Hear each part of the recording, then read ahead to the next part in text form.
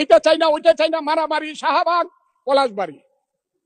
সেই পলাশবাড়িতে দেখা যাচ্ছে 81 ফুট রাম মন্দির হচ্ছে, আর প্রত্যেক দিন মিছিল হচ্ছে।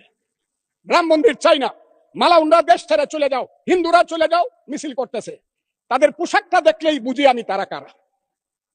সেই পোশাকি লোকজনের সংখ্যা এখন বেড়ে গেছে, এমন বাড়ছে যে তারা পৃথিবীর কোনো সভ্যতা, সংস্কৃতি, কোনো কিছু শুনতে চায় না, কোনো কথা শুনতে চায় না। ধর্মকে নিয়ে শুধু ব্যবসা করতে চায়, তারা হলো ধর্ম ব্যবসায়ী। সেই সব লোকজন আজকে ওখানে যাচ্ছে, মারামারি করছে। আমি সরকারকে বলবো, স্বরাষ্ট্রমন্ত্রী আছেন, যদি মনে করেন মন্দির ওখানে করা ঠিক না বা রাম মূর্তি করা ঠিক না, বন্ধ করে দেন, একদম কঠিন ভাবে দেন, না এই দেশে কোনো মন্দির টন্দির বা মূর্তি করা যাবে না। কিন্তু আমি মনে করি ওই 100 না 300 ফুট মূর্তি বানাক, আমি মুসলমান, আমার কি আইলে গেল, আমি তো এদিকে তাকাই না। আমি প্রয়োজনে 25 তলা মসজিদ করবো, অসুবিধা কি? ওর মন্দিরে নামাজ করবে, পূজা করবে, আমি আমার মসজিদে নামাজ পড়বো, অসুবিধা কি? একসাথে কি আমরা থাকবো না? ওরা কি 9% মানুষ, 1.5 কোটি মানুষ, ওরা কি থাকবে না? দেশের এদের দেশ।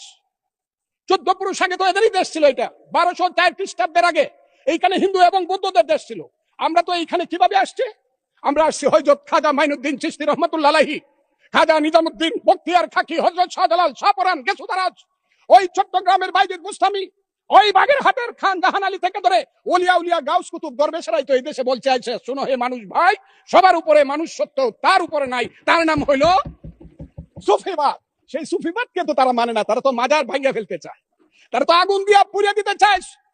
মৌলানা মৌলভী সাহেবদেরকে আমি শ্রদ্ধা করি, কিন্তু পীর সাহেবদের দোষটা কি? যে কুষ্টিয়াতে কুপায়ে মারলেন কেন? ফরিদপুরে আগুন জ্বালায় মারলেন কেন? শাহজালালের মাজার ভাঙ্গার জন্য আমার এক ভাই 4 কোটি টাকা ঘোষণা করে কেন? এখানে মাজার থাকবে, আপনি যদি মাজারে ইচ্ছা হয় যাবেন, যাবেন না।